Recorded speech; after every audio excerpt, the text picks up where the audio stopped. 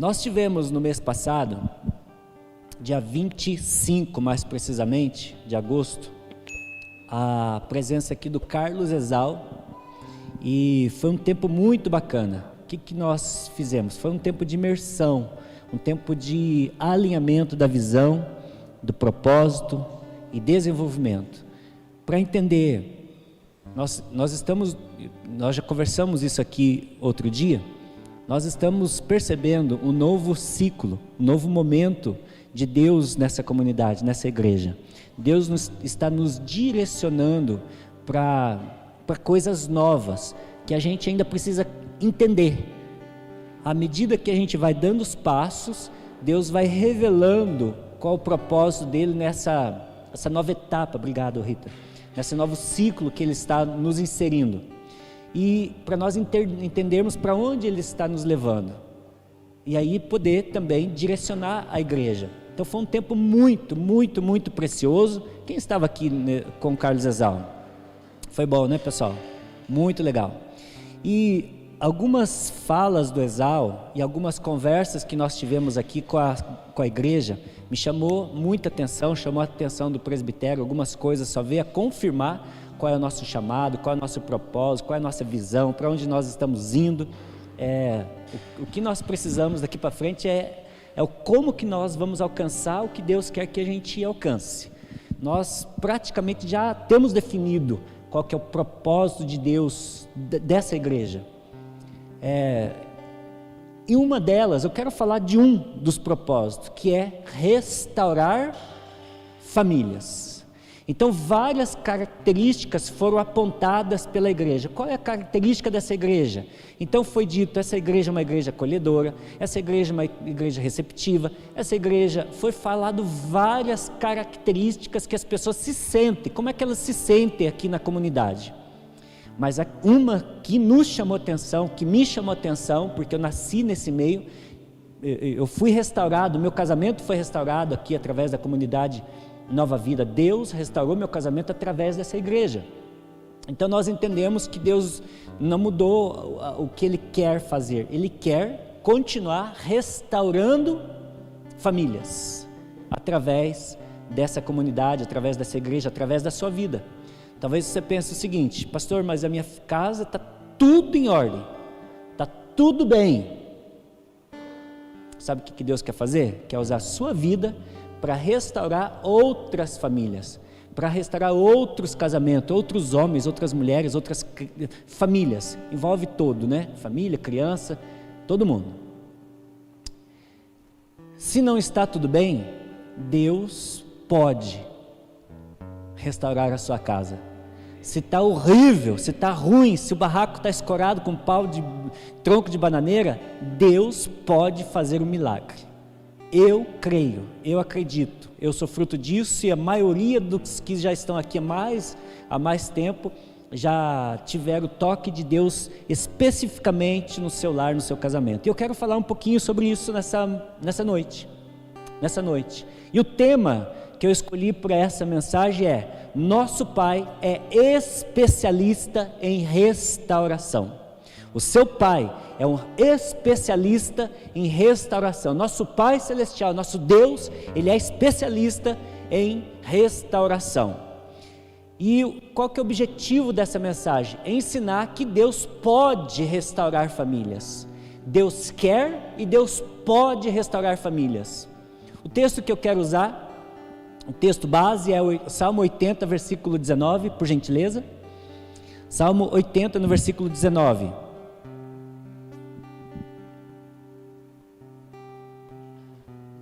Que diz assim: restaura-nos, ó Senhor, Deus dos exércitos, faze resplandecer seu rosto, resplandecer sobre nós o teu rosto, para que sejamos salvos.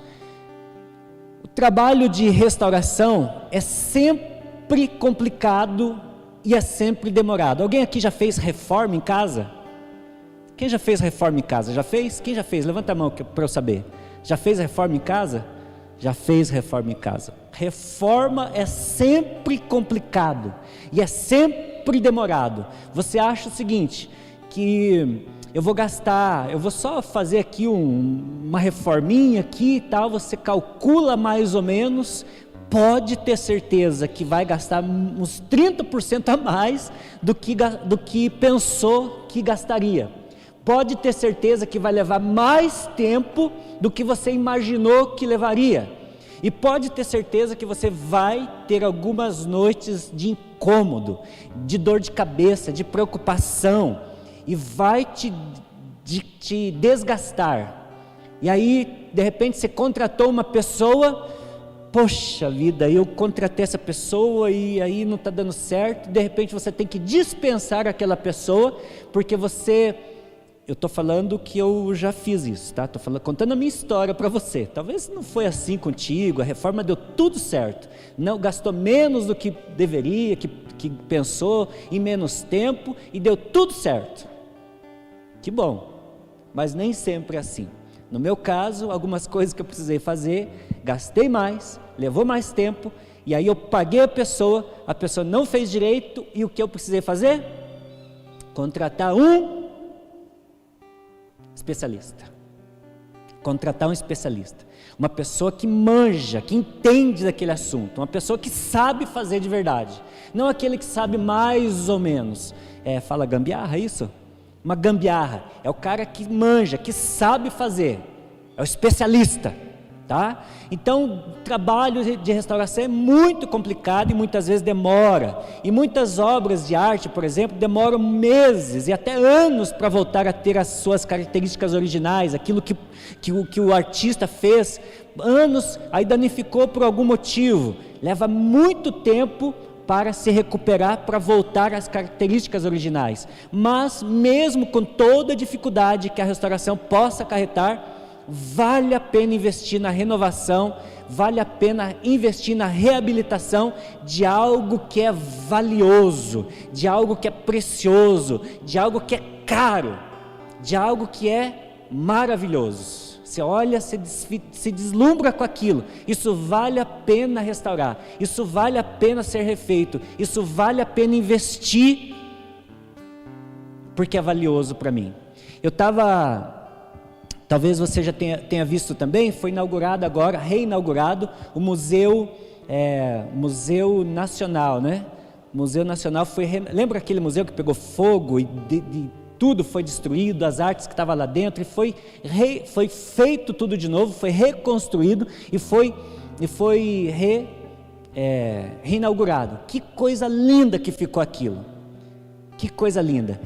Mas o que me chamou a atenção quando estava falando da forma como foi feito, a reconstrução, quem foram as pessoas que eles chamaram? Que foram especialistas.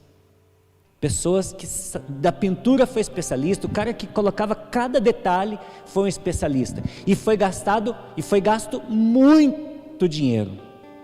E se levou um tempo, bastante tempo, muito tempo. Mas por que reformaram aquilo? Porque aquilo é valioso, aquilo conta a história, conta a nossa história, conta a história do Brasil, conta a nossa história. Por isso é valioso e por isso foi reconstruído. O que eu quero falar que é muito precioso, muito valioso e que de repente precisa de uma restauração, uma reforma, uns ajustes e que é muito valioso, muito precioso, é a sua família. A sua família, minha família, nossa família, ela é muito preciosa, ela é muito cara, ela é muito preciosa aos olhos de Deus. Então o primeiro ponto é, a sua família é preciosa aos olhos de Deus. A sua família é preciosa aos olhos de Deus. A família é um projeto antigo, porém atual de Deus. É um projeto que Deus fez, que Deus elaborou, que Deus começou há muitos e muitos anos atrás. Primeiro projeto, Deus que constituiu a família. Deus é que pensou a família. Um projeto antigo, porém atual. Deus pensou, projetou a família. E Ele a instituiu desde o princípio. Lá em Gênesis capítulo 2, no versículo 18 ao 25, conta, né? Que Deus criou todas as coisas, Deus criou o homem, Deus deu ordem ao homem para que ele cultivasse, cuidasse do jardim, desse nome aos animais. Ele chamou os animais, esse aqui combina com esse aqui, vou dar o nome desse aqui, está com cara de vaca, vou dar o nome desse aqui de vaca. Aí pegou aquele outro lá que tem uma juba grande assim, deu o nome de leão. Pegou aquele que tem o pescoço compridão e deu o nome de... Muito bem, vocês estavam lá, vocês são espertos. Muito bem. E ele foi dando nome a todos os animais. E aí Deus olhou para ele e viu que ele estava faltando alguma coisa. E Deus fez com que o homem dormisse, e da costela do homem tirou-lhe uma costela e fez algumas mulheres para ele. Isso? Fez a mulher. Está lá escrito assim, a mulher, lá no texto. Fez uma mulher para aquele homem. E Deus uniu os dois, deixará pois o homem a casa de seu pai e sua mãe, apegar-se à sua esposa, e os dois serão uma só carne. Está aí, a ideia de Deus, família, Deus juntou, fez família, o homem e mulher se tornaram família. Lá em Gênesis capítulo 2, versículo 18 ao 25, você vai perceber o que eu estou te falando.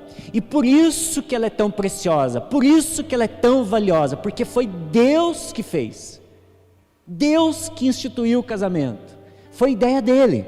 A família é o berço de toda a sociedade, e é onde aprendemos as bases para conviver, é onde nós aprendemos a base para amar, para resolver conflito, é onde a gente cresce emocionalmente, onde a gente se desenvolve, é a família. A família, você vai ouvir, já ouviu e vai ouvir isso quantas vezes for falar de família, que a família é a base da sociedade, é lá que se aprende a amar, é lá que se aprende a respeitar, é lá que se aprende os valores, é lá que nós aprendemos a perder, a ganhar, a discutir, resolver, é lá, na família. Infelizmente, a família também é alvo dos ataques dos inimigos de Deus, e por isso nós vemos tantas famílias desgastadas, por isso que nós vemos tantas famílias em ruína, por isso nós vemos tantas famílias se desmoronando, porque a família, que é projeto de Deus, também é o alvo do inimigo de Deus. Mas Deus quer restaurar a família, Deus quer restaurar o seu lar. Esse é o primeiro ponto. Deus, a sua família é preciosa aos olhos de Deus, e Deus quer tocar na sua família, Deus quer restaurar a sua família, Ele quer nutrir, proteger, guardar a sua família, Ele quer fazer isso. Segundo ponto, Deus é especialista em restaurar lares quebrados. Então, como nós dissemos, se existe um problema, existe algo que precisa ser feito, refeito, restaurado, você não chama qualquer pessoa, você chama o especialista.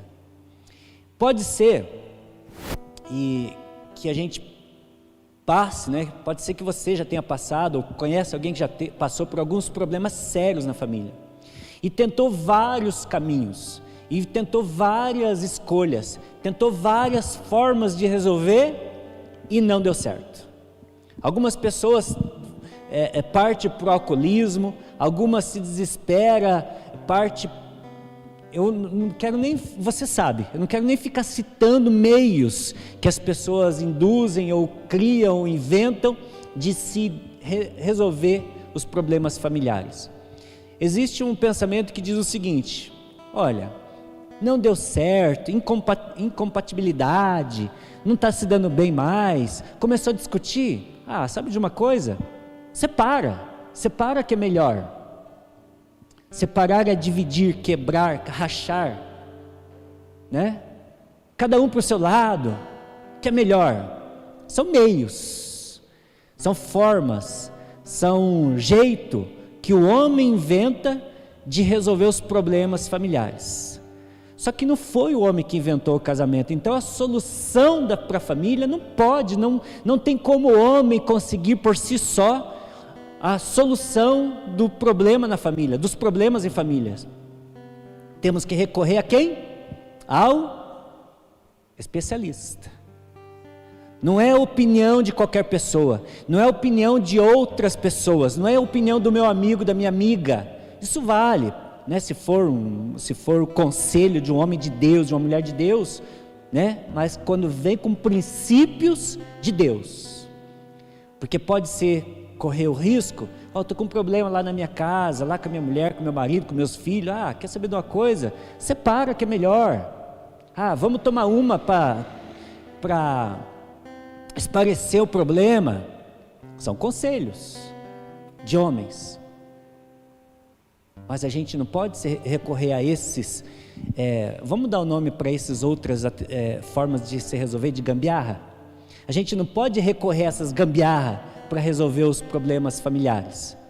Temos que recorrer você nunca mais vai esquecer disso, Deus é o especialista para resolver problemas familiares.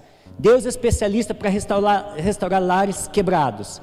Na Bíblia nós vemos inúmeras histórias de restauração que Deus promoveu nas vidas e nas famílias. Inúmeras, muitas e muitas histórias de restauração de famílias, restauração de pessoas. Deus promoveu vidas, que Deus promoveu na vida e nas famílias das pessoas.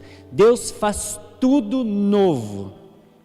Deus faz tudo novo, Ele reforma famílias, Ele reconstrói sonhos. Deus é especialista nisso. E eu peguei 3 exemplos para nós firmarmos, para dar base no que eu estou falando para você, que Deus é especialista em restaurar lares quebrados. Primeiro, busquei a história de Jó. A história de Jó, história de um homem temente a Deus, demonstra como um turbilhão de sofrimentos pode destruir nossas famílias, como um turbilhão de problemas de sofrimentos pode destruir os sonhos. Jó capítulo 42, no versículo 2, conta assim: eu reconheço que para ti nada é impossível. Jó 42, no versículo 2, eu reconheço que para ti nada é impossível. Jó reconheceu no final de um tempo da sua vida que para Deus nada é impossível. Você está pensando naquele casamento, daquele seu amigo, daquele casal, daquela família, talvez alguma situação, não conheço todo mundo assim na intimidade aqui, mas o texto que Jó reconheceu é a verdade. Para Deus nada é impossível. Nada é impossível. Algumas pessoas sofrem muito por terem passado coisas terríveis, coisas horríveis na vida. Mulheres estupradas, crianças que enfrentaram abuso sexual, violência ou então abandono por parte dos pais. Tantos e tantos e tantos outros níveis de sofrimento que alguém passou, ou que conhece que alguém passou, tantos e tantos outros níveis de sofrimento, seja abandono dos pais, abuso na infância, ou então uma rejeição dos pais, rejeição de um amigo, uma palavra dura de um professor, de uma professora, de alguém que tinha autoridade sobre a sua vida, uma decepção, e aquele sofrimento que tem por terem passado tantos e tantas coisas horríveis. Talvez você já tenha passado, eu já passei, tantas e tantas. Essas pessoas carregam a marca do sofrimento por muito tempo. Por muito tempo eu carreguei marcas na minha vida, marcas de sofrimento, daquilo que me falaram na infância. Eu venho de uma família com o casamento quebrado, com a família desestruturada, meu pai separado da minha mãe. Então a gente escutava ali muitas coisas, muita humilhação. Na escola, por não ter a participação efetiva dos pais, minha mãe trabalhava, a gente estava com eles, eu e minha irmã com a minha mãe. Então minha mãe não ia na escola, nas reuniões.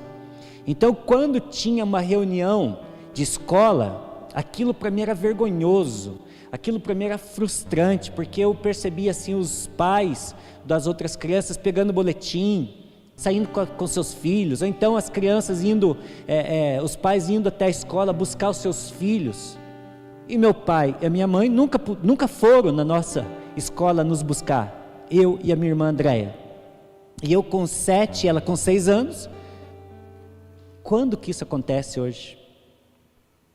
Quando que isso acontece hoje? Eu com 7 e a minha irmã com 6 anos, de mãozinha dada, indo embora, né? Sozinhos. Quanto risco, né? Quanta coisa que poderia acontecer. Isso não acontece. Hoje, se uma criança vai embora, é assim hoje, não é, professor? Quem que é? A Rafaela, né? A Cláudia também. Acontece isso hoje, Cláudia? Pode acontecer isso? Pode a escola liberar uma criança de 7, a outra de 6 anos, sozinha para ir embora para casa? Não pode, não libera. Então, tantas e tantas outras coisas que talvez você também tenha passado, muito pior do que essas, né? A sua mente, e por muito tempo, querido, a gente pode carregar algumas marcas nas nossas vidas. Talvez um abuso, um toque diferente, que você sentiu que aquilo não estava certo, estava errado. E sabe o que pode acontecer ainda? Carregar por muito e muito tempo uma marca, achando-se, a nossa mente ela confunde a gente, confundindo com ódio e culpa ao mesmo tempo. A nossa mente nos engana. Talvez eu tenha sido culpado daquilo.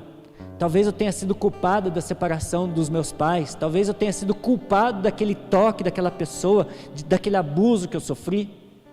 Talvez eu tenha sido culpado. A nossa mente nos engana. E a gente, ao mesmo tempo que carrega um ódio, também a culpa. Essa mistura de sentimento dentro de si. O sofrimento também atinge pessoas que no passado cometeram pecados que marcaram a sua vida e agora não conseguem conviver com o sentimento de culpa, não se sentem perdoadas. Talvez tenha sido o abusador, a pessoa que cometeu o pecado. São pessoas que caíram na armadilha, por exemplo, do pecado sexual. Caiu na armadilha. Caiu na armadilha do aborto.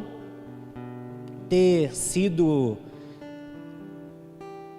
um aborto, ou ter consentido no aborto da namorada de alguém, ou que rejeitaram o ente querido, por exemplo. Mas nosso Pai Celestial tem cura para todos os sofrimentos. Nosso Pai Celestial, Ele tem cura para todos os sentimentos. Deus livra da culpa, Deus livra Deus cura a alma, Deus renova a nossa mente. Ele é capaz de renovar a nossa mente. Ele mandou seu Filho Jesus para morrer por você. Ele mandou seu Filho Jesus para morrer por nós. Além de nos livrar da culpa, Deus promete cuidar, Deus promete abençoar todos os seus filhos.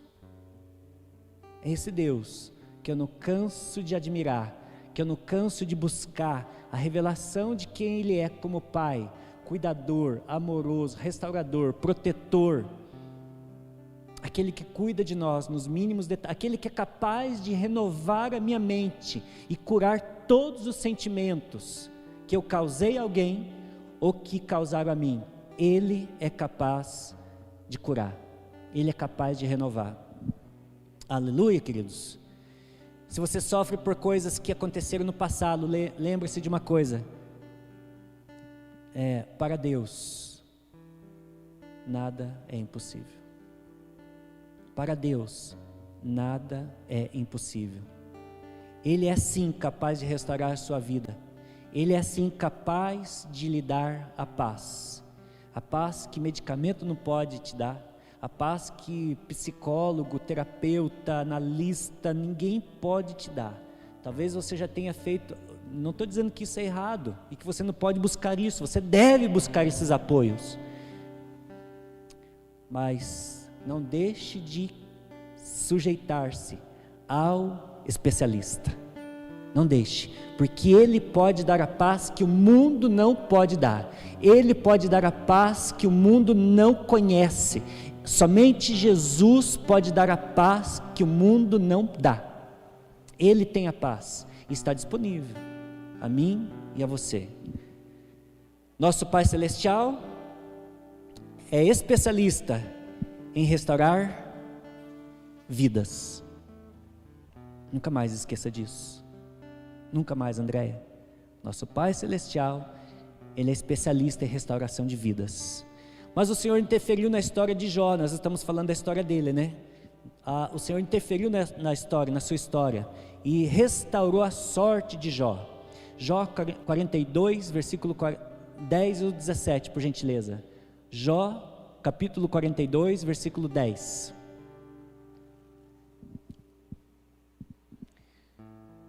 E depois que Jó intercedeu pelos seus filhos, o Senhor o tornou novamente próspero e lhe concedeu em dobro tudo que possuía antes. Então todos os seus irmãos, todas as suas irmãs e todos os que antes o conheciam foram visitá-lo e comeram com ele uma refeição em sua casa. Que coisa linda! Eles se compadeceram dele e o consolaram de todas as provas e aflições que o Senhor tinha trazido sobre ele, e cada um lhe deu uma quantia, moeda de prata e um anel de ouro. Assim o Eterno abençoou o final da vida de Jó, muito mais do que no início, muito mais do que no início, muito mais do que no início. Vamos ler adiante, o 16, tira o número aí, que esse número é muito grande. Teve 14 mil ovelhas, 6 mil, olha só lá também lhe nasceram mais 7 filhos e filhas. Pode adiante.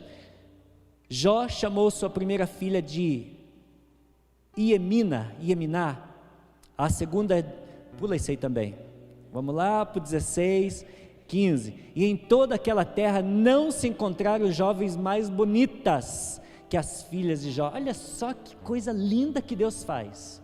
E em toda aquela terra não se encontraram filhas mais bonitas que as filhas de Jó, e seu pai repartiu generosamente a herança entre elas e os seus irmãos. 16, depois de todos esses eventos, Jó ainda viveu 140 anos, viu seus filhos e os descendentes deles até a 4ª geração, e então Jó morreu, realizado em idade muito avançada.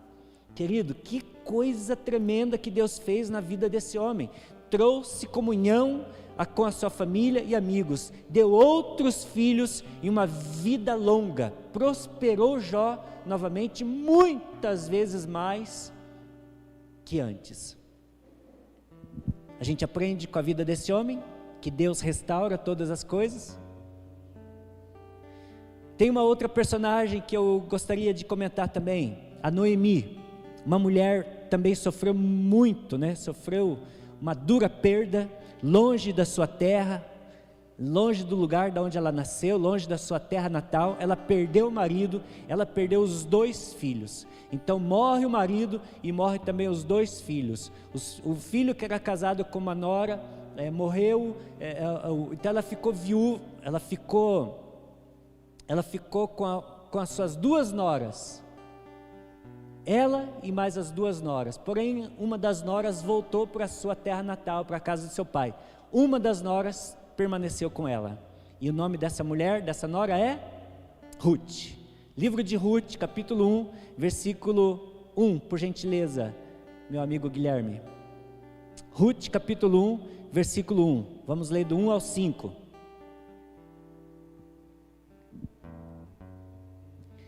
No tempo em que os juízes governavam sobre a terra, sobre o povo israelita, sobreveio grande escassez de alimento em toda a terra de Israel, e por esse motivo um certo homem de Belém, cidade da região de esses nomes é só para pegar, gente, Judá, partiu com a sua esposa e seus 2 filhos a fim de morar, ao menos por algum tempo, nas terras de Moabe. Até o 5 que a gente vai ler. O homem chamava-se Elimeleque, sua mulher Noemi, e seus 2 filhos Malom e Quilion, eram Eufrates de Belém de Judá. Chegaram a Moabe e lá ficaram. Morreu Elimeleque, marido de Noemi, e ficou sozinha com seus 2 filhos. Eles se casaram com mulheres moabitas, uma chamada Orfa e a outra Rute. Depois de terem morado por lá por quase 10 anos, morreram também Malom e Quilom, e Noemi ficou sozinha com seus 2 filhos e sem o seu marido. Versículo 20. Lá para o versículo 20. Mas ela respondeu: não me chamem Noemi, melhor que me chamem de Mara, pois o Todo-Poderoso tornou minha vida muito amarga. Claro, casada, vai para uma terra, na esperança de que lá construir, conquistar, avançar, crescer, empreender, e aí tudo deu errado, morre o marido, morre também os 2 filhos. Essa mulher ficou como? Olha o sofrimento que essa mulher passou. Olha a angústia que essa mulher foi acometida, a tristeza se abateu sobre ela, a depressão veio sobre essa mulher. Uma das noras volta para sua casa, a outra também decide ficar. Mas o texto, versículo 20, diz que essa mulher ficou amargurada, essa mulher ficou depressiva, essa mulher ficou angustiada. Quando uma pessoa permite que a amargura tome conta do seu coração, ela passa a viver no passado e não consegue perceber a provisão. Diga assim comigo: provisão. Não consegue perceber a proteção. Diga proteção. Não consegue perceber a presença. Diga presença. E não consegue perceber o poder. Diga poder. Não consegue ver o poder de Deus no presente e as possibilidades que Ele reserva para o futuro. A pessoa, quando está amargurada, ela fica cega, não consegue perceber a provisão, não consegue perceber a proteção, não consegue perceber a presença de Deus, não consegue usufruir do poder de Deus na sua vida. Então ela não consegue desfrutar daquilo que Deus tem para ela no presente, e ela fica impossibilitada de ver, de visualizar, de viver o futuro que Deus tem para ela. Ela fica privada de receber o que Deus tem para ela no futuro. O que Deus reserva para ela no futuro. Ela perde o que Deus tem para ela. E assim aconteceu com essa mulher. Noemi, sogra de Ruth, sofreu muitas perdas em sua vida. Imagina você e eu, talvez, perder um filho, perder 2 filhos, perder a esposa, perder o marido, perder tudo que tem, tudo que tinha. Assim, exemplo de Jó, que perdeu seus filhos, perdeu tudo que tinha, perdeu todo o rebanho, perdeu todo o seu investimento. Uma pessoa então vai com a sua família para uma outra cidade distante e quer ali negociar, empreender, crescer, avançar, e de repente morre o marido, morrem os filhos.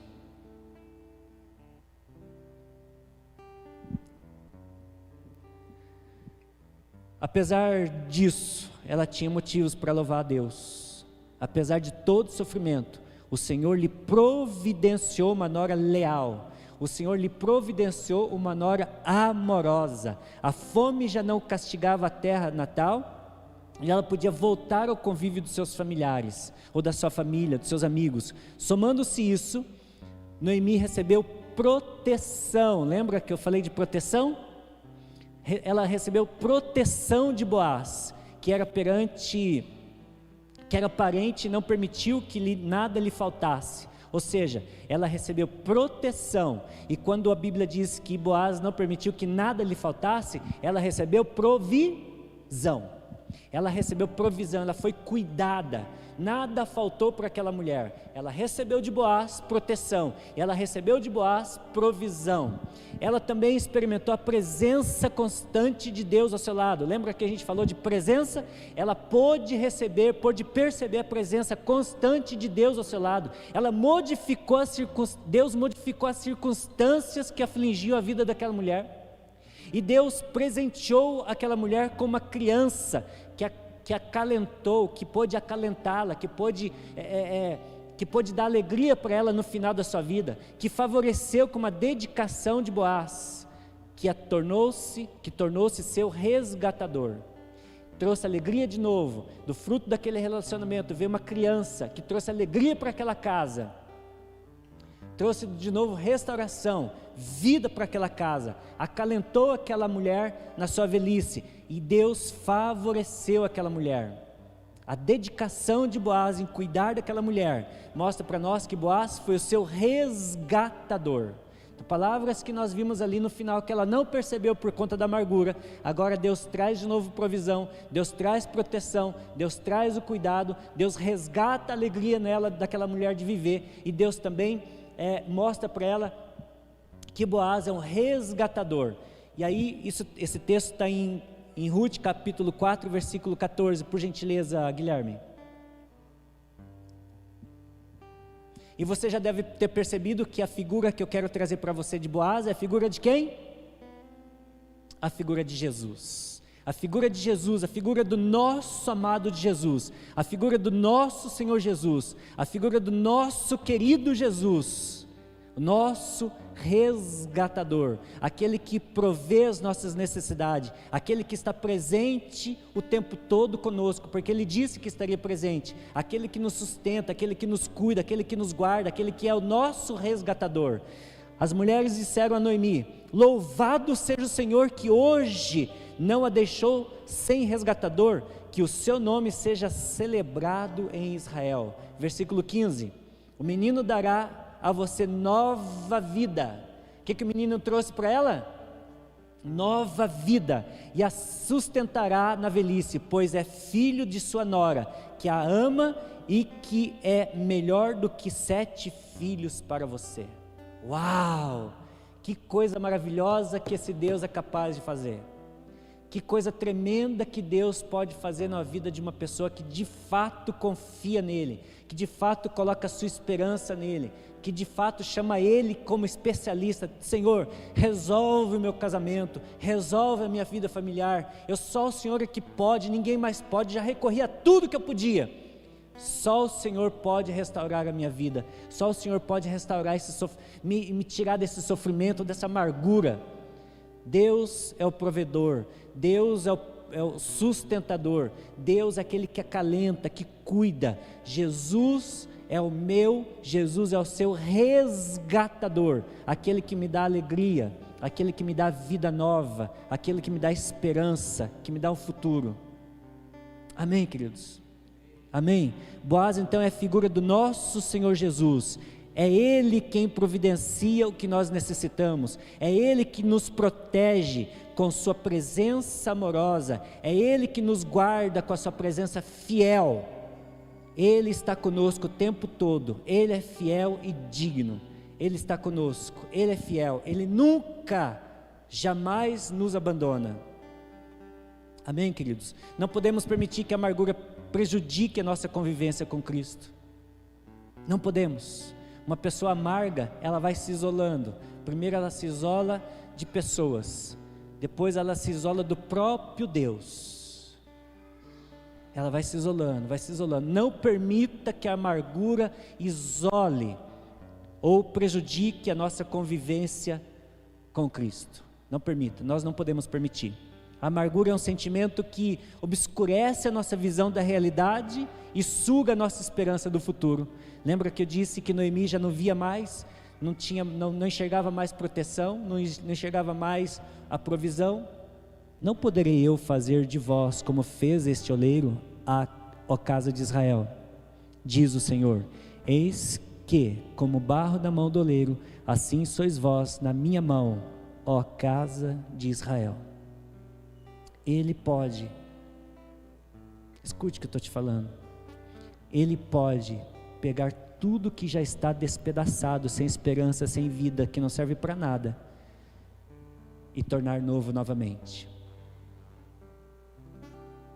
Mas precisa submeter, precisa colocar, precisa confiar, colocar nas mãos do oleiro. Ele é que pode fazer isso. Ele é que pode tornar tudo novo novamente. Eu quero concluir aqui, meu irmão. Deus é o oleiro, Ele é o construtor, Ele é o restaurador por excelência. Deus é o oleiro, Ele é o restaurador, construtor por excelência. Qual é a minha parte e a sua parte? É crer. Eu creio. Eu creio em Atos capítulo 16, no versículo 31. Eu creio. Eu creio na palavra de Deus. Eu creio na Bíblia quando diz: creia no Senhor Jesus e serão salvos você e os da sua casa. Eu creio. Eu creio. Eu creio na palavra de Deus. Eu creio nesse Deus. Foi Ele que disse. Não foi alguém que me prometeu. Não é alguém que falou isso para você. Não foi homem que falou isso para você. É a palavra de um Deus que não mente. É a palavra de um Deus que é fiel, que é honesto, que é justo e que pode fazer isso. E que pode fazer isso. Ele pode fazer isso, porque para Ele nada é impossível. Nada é impossível. Ele é o Senhor fiel e Ele pode ajudar a sua família a se recompor. Ele pode ajudar você a se recompor. Salmo 37, no versículo 5. O que eu preciso fazer? Salmo 37, versículo 5 me dá a direção. O que eu preciso fazer? Entregue o seu caminho ao Senhor. Confie nele. E Ele agirá. Entregue o teu caminho ao Senhor. Pare de tentar resolver. Você não é o especialista. Pare de querer dar jeito, do seu jeito, fazer as coisas da sua maneira. Você não é o especialista. Ele é o especialista. Entrega, confia nele. E tudo mais Ele fará. É Ele que vai agir. É Ele que vai fazer. Qual é a minha parte, a sua parte? Confiar, crer, me submeter, obedecer. Confie a sua casa nas mãos sábias e poderosas do Pai. Elas que podem restaurar e fazer tudo novo na sua vida. É as mãos dele que pode fazer tudo novo na sua família. Ele é o oleiro, Ele é o construtor, Ele é o restaurador por excelência. Entregue na mão dele. Elas podem restaurar e fazer tudo novo novamente. Não despreze o seu lar. Não despreze o seu lar. Mas ore, cuide, zele pela sua família. Ore, cuide, zele, proteja a sua casa, proteja a sua família. Eu estou falando com homens e mulheres de Deus aqui neste lugar. E tem um conselho de Paulo a Timóteo. 1 Timóteo capítulo 5, no versículo 8. 1 Timóteo capítulo 5, versículo 8 diz assim: se alguém não cuida dos seus parentes, então não deixe de cuidar da sua casa, não deixe de cuidar da sua família, de orar por ela, de cuidar, de zelar, de proteger, porque se alguém não cuida, se alguém não protege, se alguém não ora, especialmente dos da sua própria família, negou a fé e é pior que o descrente. Não descuide da sua família, não deixe de zelar,